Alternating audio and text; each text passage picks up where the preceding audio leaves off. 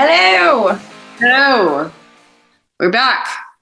Woohoo! After a short hiatus, it was very brief. It was brief. It was crazy. It was kind of crazy. How have you been? I'm all right. Same shit, different day here.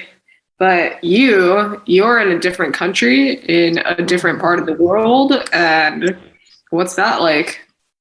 It's weird. Like, some things are really cool and they're like really considerate about people in like some ways, and then other things are just really weird. So like all the cars will stop. If you even look like you're approaching, like crossing the street, any car will stop. But like people will just walk in front of you at a grocery store and or like any store or anywhere ever. And they don't make eye contact with you. They like don't acknowledge that you exist. It's so weird. Like some things are very weird. How's getting settled with the new place, and how are the cats doing? How's Shaggy doing? We had like a housing kerfuffle in the beginning. So we landed in Bergen and I was like, hey, we're here. Did you folks get this paperwork straightened out? Because so the realtor and the university both had this piece of paper, and it had one sentence difference, and it was about how long they would guarantee our deposit for. Basically, you have X amount of time to make like the deposit on your apartment or whatever. And they could not agree. So like I would send my signed copy to the university, and the university would edit it and send it to the realtor, and the realtor would say, oh, this doesn't work for us. So we landed in Bergen, and I'm like, hey, has this been straightened out? And the university is like, nope, sorry, we're not gonna guarantee anything for you. Try looking for another place or working with the realtor. Yeah.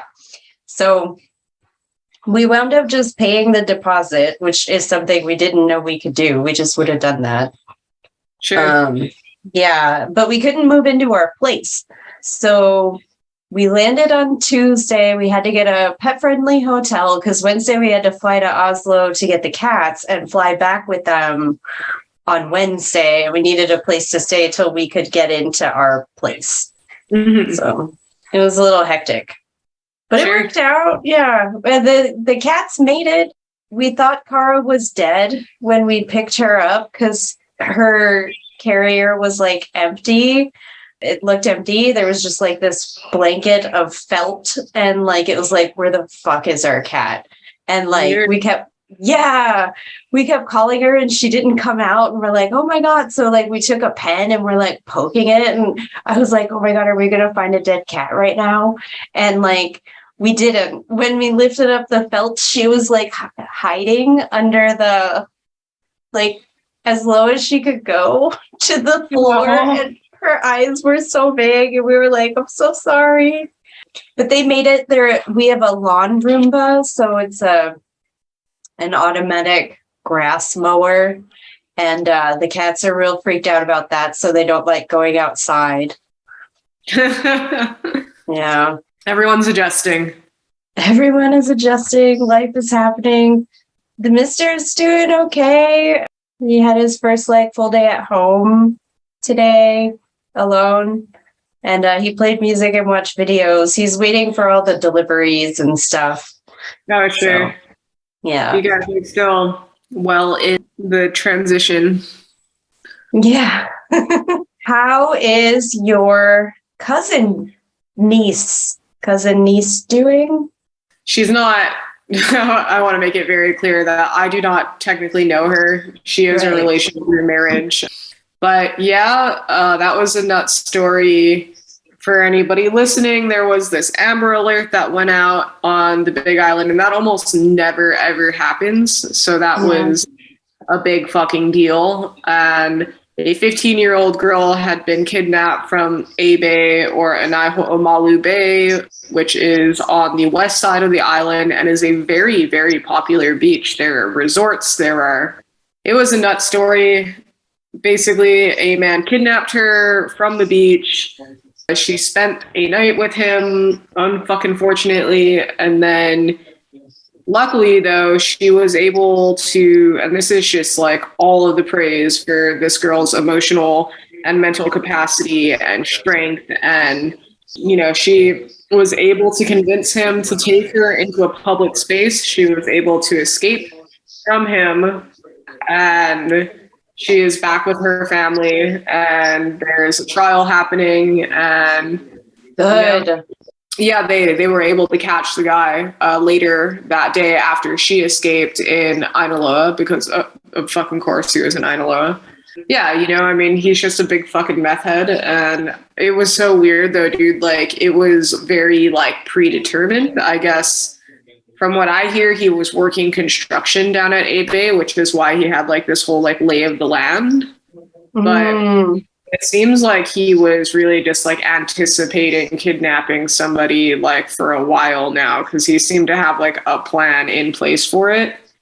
Yeah, he had zip ties and a knife and drugs, right? Because he drugged Allegedly. I mean, I don't know what the thing with the drugs is. I mean, I believe the kid if he says he was drugged, but like, I don't know if that means that he had ice and he like just made him take a hit of ice, or like, you know what I mean?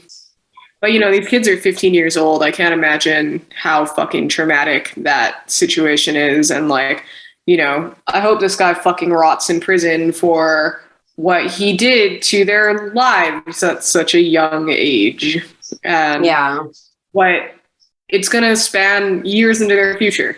It's going to affect them in all kinds of ways. And this man is a selfish piece of shit. And,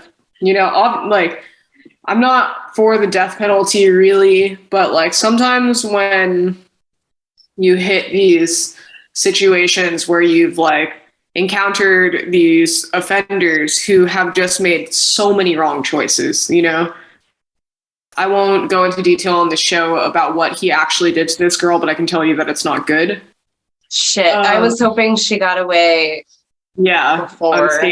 And so, like, somebody put this guy the fuck down. I feel like, like he has nothing to contribute to the world. There's no going back from what he did to this other person. He took so much of her life away, and it's so unfortunate. So I don't know. It was really intense. That happened. You left and that happened. And so the last few weeks have been nuts, but all in all, I'm fine. Like I'm okay, and life is generally fine. It's just been a roller coaster. Yeah, that's crazy. So we're 12 hours apart, so it's 9 p.m. for you, or for me. Yeah. And it's 9 a.m. for you, so that's kind of crazy. Yeah, which, I've been awake for like 4 hours already, but I'm just starting my work day here technically, so. Yeah, we like never do anything at 9 a.m. Well, that's not true. We do our interviews usually before 9 a.m. That's true. Just trying to get things back to stasis, I think, is really where I'm at right now. Anybody who's been listening to the show, that we've been on a little bit of an episode hiatus just because of all of the craziness. We are working to change that now that we are both just, reestablished where we're at now. So anyway, what is the news like in Norway? What's going on? Oh, that's a good question. I'm not really super into the news in Norway yet. I'm still trying to figure it out, like where I should. Oh, this is not news, but Norway has its own country music, and they sing with the country accent. That's awesome. Yeah, and sometimes it's in English and sometimes it's in Norwegian. So I had to ask someone, like, is this American country? And they're like, no, this is Norwegian country. There's a guy, his name is like Dietrich McGraw or something, Dietrich something. And yeah, he's just a Norwegian country artist. It's very weird. Dietrich McGraw. Like I don't know if that's his real last name. Yeah. It sounds like it certainly sounds like a stage name borrowed from Tim McGraw, the American country star. Yeah, I'll find a link to his stuff and put it in the show notes. Can we talk about Iran? Oh, yeah. Okay, please talk about Iran. Talking about anything else right now? If anybody does not know about what is going on in Iran, holy shit. I mean, it's sad, it's tragic, it's beautiful, it's powerful. It is so many things. So in recent weeks, there has been, what is the word? Insurmountable happenings, I guess, in the country of Iran. And it all began really similarly to like how it began with George Floyd in the US. It was this is something that has been systematically happening in the country of Iran for a long time. And it has pretty much flown under the radar, just like the systematic racism in the United States. Only this is gender specific. And a 22-year-old woman named Mahsa Amini was arrested by the morality police out of her brother's car for improperly wearing her hijab. Mm-hmm. And now there is a huge debate on whether or not she was beaten by the morality police to death, which obviously is what most of the country of Iran believes and what I also believe. And yeah, because she was taken into custody, right? And then not murdered. She died at the police station, right? Yeah, and so the government has released videos of her collapsing, but the videos are obviously edited. And so it's a weird, I mean, you know, what's important more than anything is that her family 100% believes that she was beaten to death by the morality police while she was detained. Photos of her in the hospital show her bleeding from the ears, which physicians will tell you is not the result of a stroke. That is the result of blunt force trauma to the skull. Yeah, because that's what they said she died from, right? It was like a heart attack or a stroke or something. They tried to say that she had a stroke that was brought on by a heart attack. Yeah, so once again, you do not bleed from the ears when you have a stroke. That's not, those things are not connected. Yeah, it's not funny, but yeah. Within the past few weeks since this happening, Iran has lit the fuck up with just enough. And we are watching women burn their hijabs. We are watching mass protests happen ongoing all over the country. We are watching women take on the morality police without their hijabs on, knowing 12 women have died as a result of these protests so far. Yeah. And they are not even scared. If you have been following the footage, Reddit is a really great place to see footage that, you know, is unbiased and just being recorded on people's phones. The courage, the just immense amount of courage that these women have is holy shit. You know, I can't even imagine, like, on fear of death, these women aren't even fighting to close a wage gap. These women aren't fighting to do any of the things that we fight for in the United States or like these first world countries are fighting for. They are fighting for the right to show their hair. You know, yeah. What I mean? Like, it really puts into perspective, I guess, just the world for women. You know, I mean, we're fighting for abortion rights in this country right now. And they're not even having that conversation, you know, and it's just wild. But to the women of Iran, we fucking stand with you. And I would like to find organizations to try to help the protests out there. I'm not really sure what can be done at this point, because what I've heard last is that they're going to kill the internet for the country. That it can stop being televised. Yeah, I would think we will do our diligence and put stuff in the show notes, ways to help and support. But my biggest guesses would be like UNICEF and Amnesty International. There's going to be legal fees, and these women are, you know, not criminals. I saw that some women were cutting their hair in protest in other Iranian women living in other countries, and I saw something that the burning the hijab is not in protest of wearing the hijab, and it's really important to remember that it's a protest of the symbol of what the hijab represents, and that many women do find the garment empowering, but they should have the freedom to wear it however they want. Or not wear it at all, which is or not wear it at all. Are at it's, you know, like how this country is fighting for the choice to have an abortion. They're fighting for the choice to conform to religious doctrine, you know? Yeah. And like that is such a basic human right. And one that I think that we take for granted in this country because, you know, it hasn't been in question. I mean, like, obviously the abortion argument is coming from religious indoctrination, but like we still have so many states in this country that are just refusing to hear that. Like this state, for instance, you know what I mean? Mm-hmm. So like, and it's just crazy, you know, I mean, like the sad thing is that is until America started meddling in the Middle East, like until we really started having a presence there, and they were relatively progressive, and you can look back into like the 80s and like the 70s, and it wasn't until, you know, fear caused them to put religious fundamentalists into power, where all of these rules and all of these intense, strict religious indoctrination started to become the norm. And,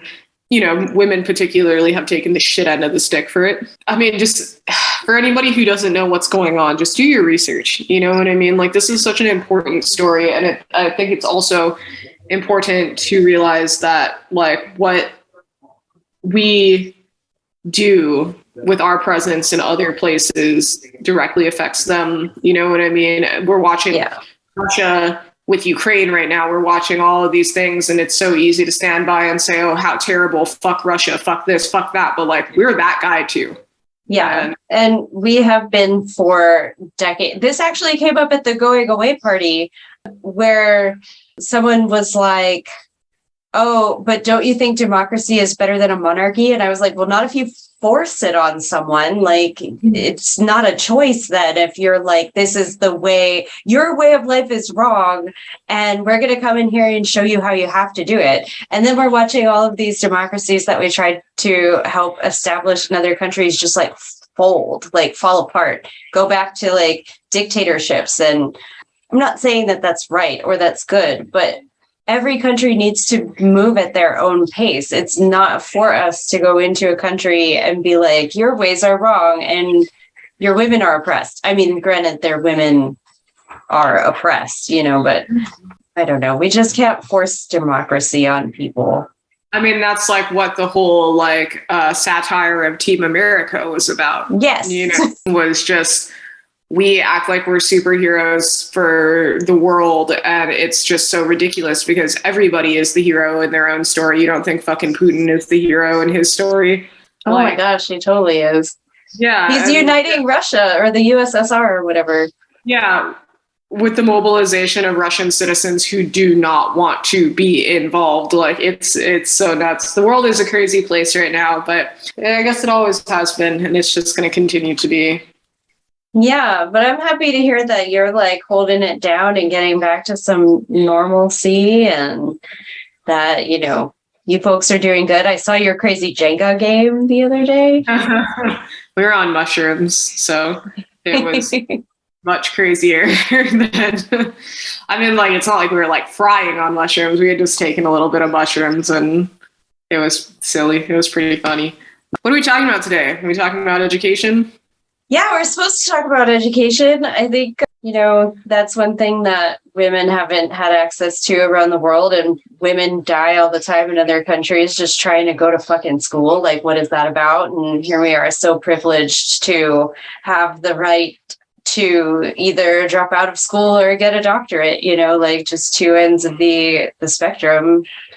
Yeah, yeah, totally. And I mean, you just relocated to another place in the world to further pursue, your educational career. And your career and education, not your education towards a career. Well, I think I'm learning a whole new thing. So I think that the way you said it is fine too. Okay. But yeah, it like what Alicia mentioned, we are in fact two opposite ends of the spectrum in terms of educational pursuit. And it's interesting to see like the pros and cons of education, in this country particularly. There are so many cons with it because we are capitalists and we turn it into a big fucking capitalist endeavor. So getting an education means that you're going into debt for the rest of your fucking life. And that's crazy. Yeah. Which is why I chose not to participate. I mean, that's not the only reason, but it's definitely one of the reasons why later in my life, even after having shaken off like the adolescence and like the intense hatred for the school systems in the United States, I still have not pursued higher education. But let's talk about education from your perspective, because it's literally what you do.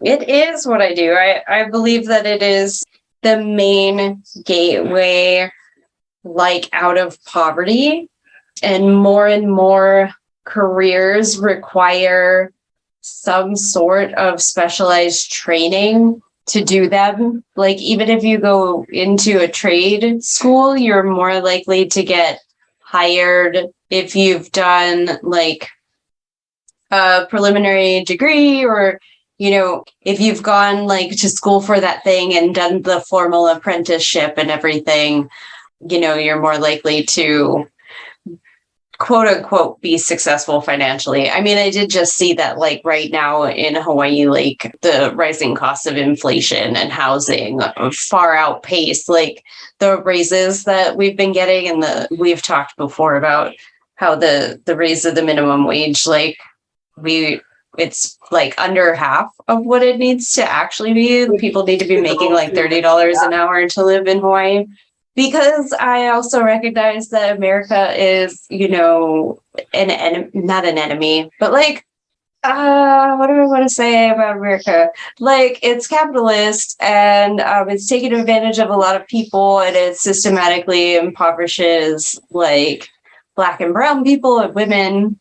And part of that is like through the denial of education for generations, and education can lead to like positions of power. It can just lead to financial stability. So like, I really believe in the power of education, except in places like Hawaii, where like you get all these people with bachelor's degrees, but there's no careers. Like, there's this weird disconnect between like, okay, so you have a workforce coming out. This is, now we're getting into some, I don't even know if we were planning on talking about this, but there's this misalignment between what people come out prepared to do and what the job market is set up to handle. And like, so you get people with like bachelor's degrees working at Enterprise Rent-A-Car, and it's like their degree isn't even in what they're doing. They're like salespeople or whatever. And their degree is in, yeah, they work in hotels, and it's like, why? How did this happen?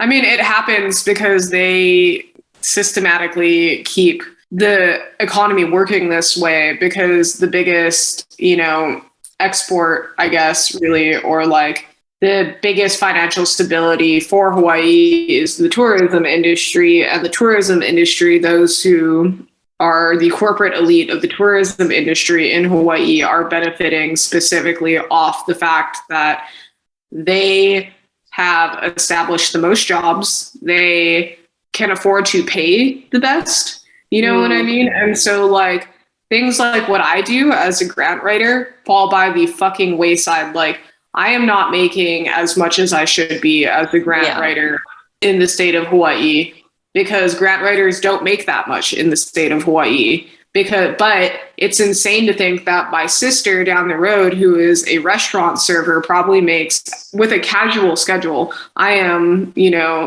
my own business and I work my business full time, is making probably double what I make in a year. Yeah. And it's so hard to be here with that knowledge, because for somebody who doesn't have formal education in what I do, and for somebody who didn't even fucking finish high school, like, I worked so hard to claw my way out of like what was expected for me, which was that I was going to be a server, or that I was going to be a fucking, in retail, or even, what I did for a long time in doing labor and having a trade, like, hence the side jobs you take so you can go on vacation. Yeah, exactly. Like, for me to live a life here that comes with any sort of luxury, like, I need to do this fulfilling job that I have. I mean, we'll put air quotes around that, but sure. And then I still have to work a trade, because Hawaii does not enable me to be successful if I am outside the tourism industry. If I'm outside the tourism industry, I have to pay my own benefits. And if I'm outside the tourism industry, you know what I mean? Like, they keep it this way so that we can keep fucking pumping money into like the pockets of like hotels. And, I mean, the entirety of the United States is not different from that model. It just, the industry has changed from place to place. Yeah. Your town is a fucking Amazon town.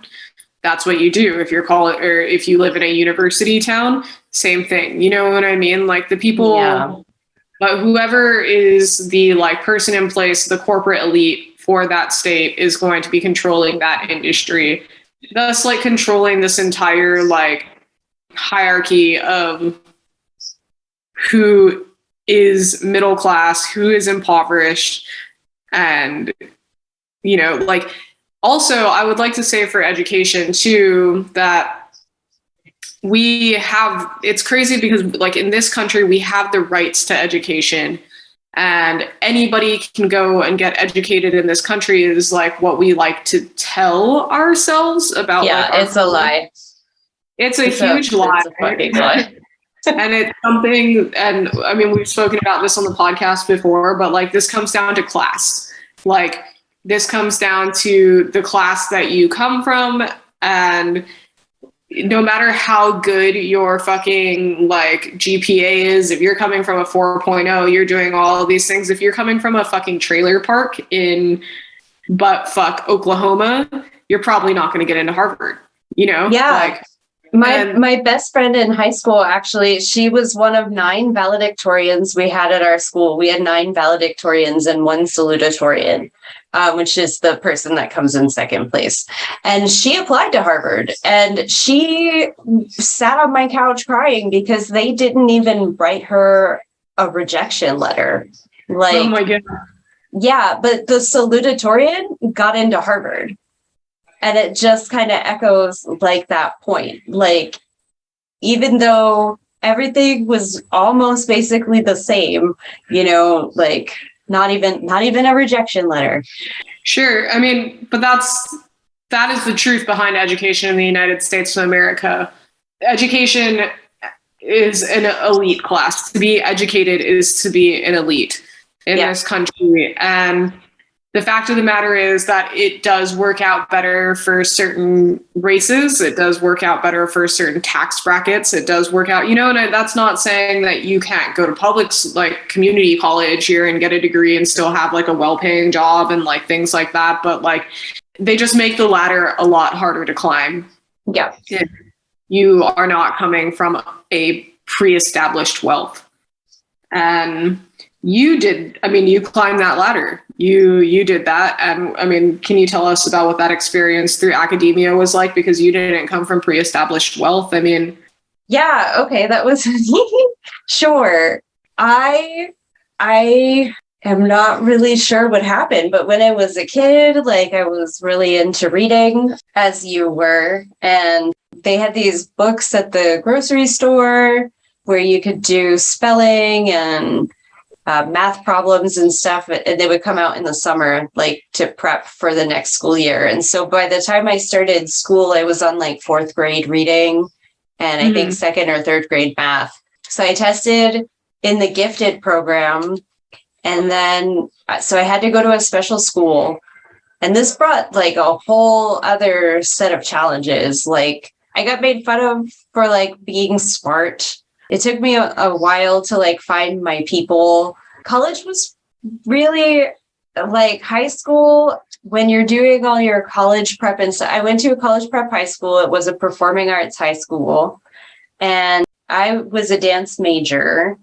And the idea of college was really amorphous. Like it was like you can do anything, you can go anywhere. There's no guidelines. It's not really very clear.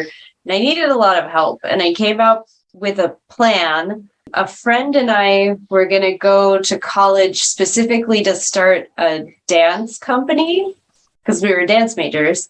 And so I was going to do most of the business stuff, and she was going to be lead choreographer.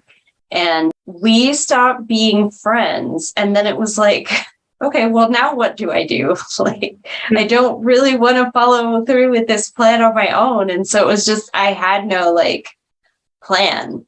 I just always knew that I wanted to have a doctorate. I mean, we talked about this before because like I was with a whole bunch of people that didn't like my friend group outside of punk rock, like didn't like take me seriously and didn't listen to what I had to say. And like part of it was to feel like my voice mattered, at least to myself, you know. Just keep looking at this thing that our friend Sylvia made. I just threw it on the ground. But it said Dr. Alicia on it in glitter. And I'm like, oh, I made it. And so I always knew that I wanted to have a doctorate. I just never knew what it was going to be in. And I would tell people like, maybe it doesn't exist yet. And it turns out it didn't exist as an established field until 2007. I faced a lot of obstacles, though, throughout my entire educational journey from like my family, just because I'm not really sure why, but they just weren't supportive of things. Like when I wanted to go into physics or science, you know, they were like, well, you're a girl and you don't need to even work, you know, like, what are you doing? And it's like, why don't I need to work? Like, this is weird. Why wouldn't I want to like support myself? And just a lot of like, you know, maybe you shouldn't be going into, you know, whatever field, because, you know, restaurant, I wanted to own a restaurant at one point, and they're like, there's too many restaurants, like, what are you going to do? How are you going to compete? So it was just a lot of real like negative stuff. It wasn't till I got off meth that like, and I told my family, like, look, if I'm going to do this college thing, like, I'm really just going to need your support. And like, you can't tell me my ideas are stupid anymore. Like, I can't do this alone. And, you know, I need you there, like nicely, like supportive. Yeah, and, sure. Yeah, that kind of changed everything. Once I paid for my first semester by myself and I got straight A's and they were like, okay, you're actually serious. Then they like just supported me on everything. But it was always a hard journey, and it was just trying to figure out like, okay, where do I fit? Do I feel comfortable here? Is this what I want to be learning or doing or like spending my time on? And if I could do it all over again, I would have probably left Hawaii sooner for my doctorate, just to get into a different system of the way that things are done. Financially, what was that like though? Because you know, had no real, like, it's not like you had a trust fund to pull from. It's not like, you know, so like how was that? How was making it through your doctorate, you know, and supporting yourself? Yeah, well, I apparently had a college fund at one point, and my dad spent it on the down payment for a house. My mom blew through like the rest of the savings that we got from my grandpa. So there was supposed to be money for me so that I wouldn't be in debt.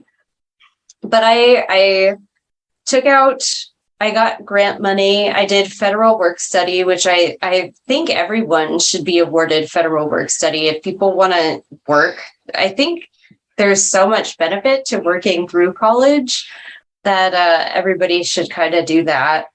So I got money to work on campus. I also took out loans for your master's and your doctorate. Like, you kind of have to. If you don't get like scholarships and stuff. I'm not really a scholarship person. I don't know how to talk good about myself, and asking people for letters is really weird, letters of recommendation. So I just kind of took out a bunch of loans and we lived on it, and I'm not sorry about it, even though it was a lot of money and now I can't really afford to buy a house, but that's okay because I'm in Norway. And apparently I can. I'm going to try to apply for the public loan forgiveness thing, even though I got told that I don't make the time. I should have made the time because I've been paying for my loans since like 2006. So we'll see if it works out. But yeah. And I think, if you're going to go into a field for state government, federal government, education, something where that you're going to be coming out making less money, definitely take out the loans and participate in the federal student loan forgiveness program, because then you can get that money forgiven at some point. Hopefully, ideally. Yeah, ideally. I mean, like, I've none of the time that I spend in Norway counts toward forgiveness because you have to work in the United States. Sure. But yeah. Yeah, that's just so insane to me. So coming from the opposite end of the educational spectrum, in terms of like the past, like the only thing anybody ever told me was that I had to work.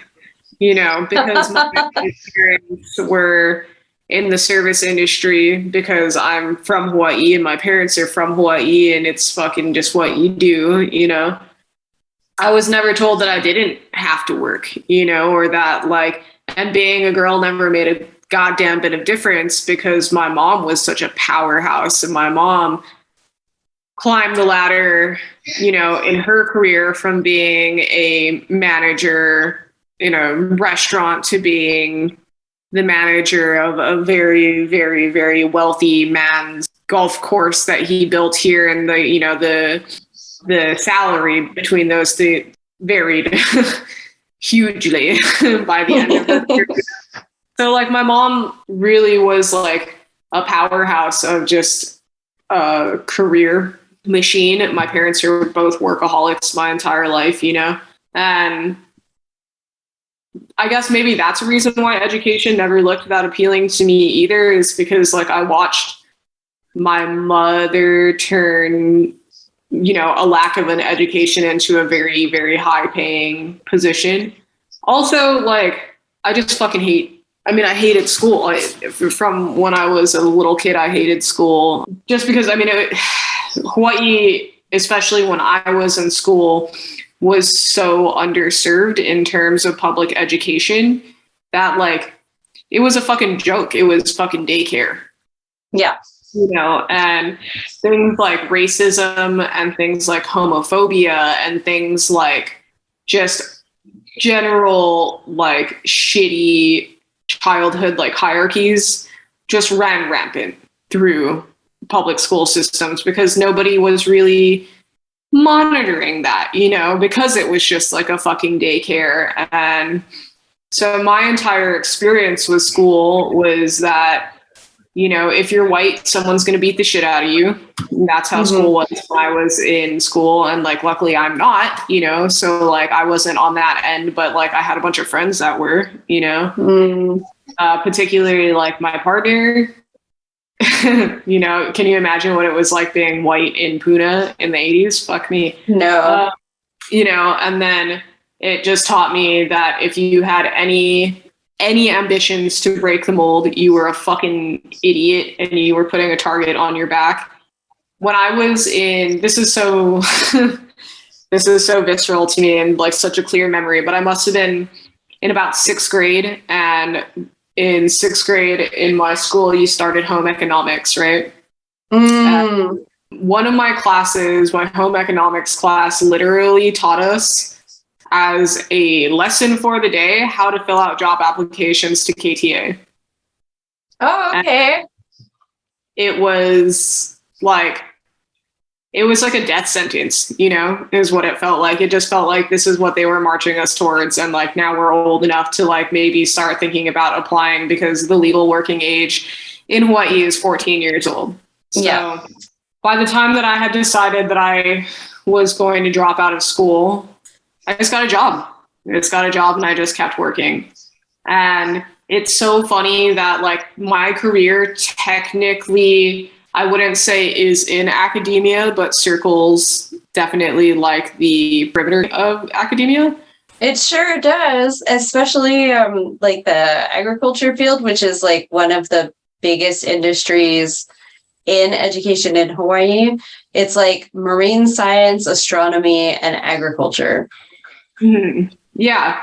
And, you know, I mean, just for anybody, I guess what I'm saying is for anybody who isn't interested in playing the education game, you are not excluded from participating in educational fields. It's a lot of work though. Like, I still have no idea how I ended up where I am. You know, like I always knew I was smart, but like it was just a series of like fortunate events for me, you know, that like led me to where I am. And it was the unwavering fucking decision that I made to not be just another service industry worker in Hawaii. It sucks though. I don't make a lot of money, you know, like I get to work from home and I love that. I don't make a lot of money. I definitely do not make as much money as people who do have degrees, for sure, you know, and never will. And it's wild. But, you know, I mean, I think like there's something to be said for education as being something that you can gain via like school and academia, and then something that you can do yourself, you know? Yeah, for sure. Like if you want to be a veterinarian, you have to go to school. And don't let anyone tell you that you can't be a veterinarian. Like if you want to be a veterinarian and you work hard enough and you pass all of like the, you know, chemistry classes and whatever, like if you want to be a nurse, a doctor, a veterinarian, an astronomer, a professor, like whatever you need that has upper like educational qualifications, like you can do it. Even if you have to skip the first step of the diploma, the high school diploma, and get a GED, like you can do that. And like if you don't have people that support your goals, try to find some new people, because like you need to be around people who support you, whatever you want to do. But yeah, you can definitely, those things you needed education for. Other things do not need to go to school and get a formal like piece of paper for. Yeah.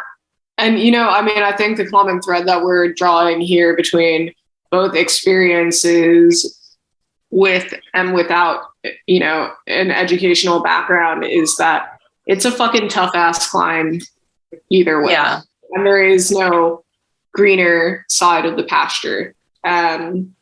I think that for punk rock culture, it's remarkable to watch as education becomes more valuable. And as we are starting to see more people from punk rock backgrounds move into like academia, you know, there's like a handful of like punk rock icons who have PhDs now, you know, and I think that there should be more. Yeah. Well, I think one of the big things too, right, is like if you don't like the system and it's easier to take down the system from inside the system. And the way into the system is education, especially if you don't have like whatever, you know, like you were saying, like a trust fund or like some kind of in already. Like the way in is through education, and then, you know, tear this fucker down. Well, and like the funny thing is, like, even like if you don't like the system, well, that's all well and good. First things first, though, like even if it's not like in pursuit of an education or a career, like you should educate yourself on the system, how the system works, why the system is in place, what parts of the system work and which parts don't, because the system isn't this thing I think people imagine it to be, where it's like this nicely laid out, like there's a hard circle drawn around what is the system and then everything else is outside of it, right? Like, that's not how this works. And I think most people don't really understand that, like, there are so many things in the system that are valuable. And like, it's one thing to say fuck America and like to praise socialism, which a lot of people do, or to praise communism, which a lot of people do, and like all of those different things. But like, traits of those systems exist within the United States. Yeah. And, like, so like, it's not fuck America, it's fuck capitalism and the parts of, and so, I mean, I just feel like, educating yourself on like, is the first step into educating, or like to wanting an education anywhere. Like, you have to do the work yourself. You have to want to be better, or not better, that's not the right word. I guess you just have to want to be educated. Yeah, and education doesn't have to come, I think, to further that formally. Like, there, especially with the internet, like there's so much information, there's so much vetted information, and there's so much free information that is also vetted, like that you can use to, deepen your understanding of a system or a thing, or, an industry or whatever. Like, you can pursue education at any dollar point now as an entry point. Like, Google Scholar is a great place for free scholarly articles, and ResearchGate. And if you're looking for that, and then there's also like white papers, there's like sites that do distilling of scientific articles for general like population consumption. Like, I fucking love science. IFLS is a good resource for if you want to know what's going on in any scientific STEM industry, but you don't have like the knowledge of the jargon or whatever. They'll like distill all this stuff for you. And it's an engaging and fun kind of read. So you can start educating yourself any day. Yeah, sure. And anybody who is interested in pursuing education in the United States, I believe that you have to be a United States citizen for this. The first fully accredited tuition-free college has been established, and it is called the University of the People. And they're currently offering only like your options in like 4 different fields. And but still, like, they are basically like the bones of, the American economy. So if you are interested in pursuing your education, like, resources like this are becoming more and more available. And now that there's one, there's going to be more to follow in its stead. So I would say anybody looking to further their education or to participate in higher education, to, keep your eyes on the horizon for more things like this coming up, or just try out University of the People. I mean, it's tuition free, so you're not really losing anything by trying, Yeah, I know. If you're a resident of the state of Hawaii, like, community college is free for all residents for the state of Hawaii in pursuing any associate degree at the community college level. And I'm sure other places have programs like that too. And it is only a matter of time before there's more free universities. There's also training programs like the American Dream Academy, offered in partnership with Coursera, has different certificates that you can earn for free or low cost, and it offers the like ability to like retrain or upskill or even like learn an entire new skill set for things like analytics, marketing, things like that, that would be really useful to like do a career swivel or a career pivot, whichever term you like. So there's stuff like that too. I mean, there's definitely resources available out there. My friend Leah is actually currently attending the University of the People. Oh, wow. 100% online. And, you know, I mean, it's very cool to know somebody who's actively participating in it and like actively like reaping benefits of it. You know, like this is something that we can vouch for on this show, knowing somebody who's going through it. And I think that maybe we'll talk to Leah about this in an episode, because I would really, really like to know what these kinds of free education programs are like, because they're brand new. Yeah. I'm working with a group on one as well, and I would feel very ashamed if it was that one. But I'll get the name for it, and we'll put it in the show notes. But it's a group that I work with on dialogical pedagogy, which is the idea that we learn through like engaging with other people. And that's like the foundation of learning. And so we've started, that group has started like a free university. That's awesome. It's still in its infancy. Like I haven't been to any of the meetings. Sorry, everybody who's listening, if you're listening. But they happened at like 4 a.m. in Hawaii. So we'll see if I can catch one now. But like, yeah, we're doing the organizational structure and course offerings and stuff. Cool, dude. That's awesome. Yeah, I guess to tie punk rock into this a little bit more, I think to be a punk rocker in general, you're already coming from a place where you would like to be better educated about the world that you live in. It's probably the thing that spurred your interest in the first place, you know? And rebellion is oftentimes a desire for greater understanding of the world around you, or the desire to create a better world around you. And, you know, all of those things are 100% tied into education, be it self-education or academia. And I just want to like repeat again that I think that there should be so many more people coming from punk rock backgrounds pursuing academia. You already have it in you. You've already started the process just by being the person that you are and having the interests that you have. And I think it's really important to pursue that into your future. And I mean, those are the kinds of things that create a better world. Knowing how to create a better world is how you do it, you know? And so anyway, just to fold that up nicely, I'd say let's shout outs, but I think we shouted out a lot of organizations. Yeah. Do you have a band that has like a song about education that you like? Or like, is there a band that you're like, they talk about smart things?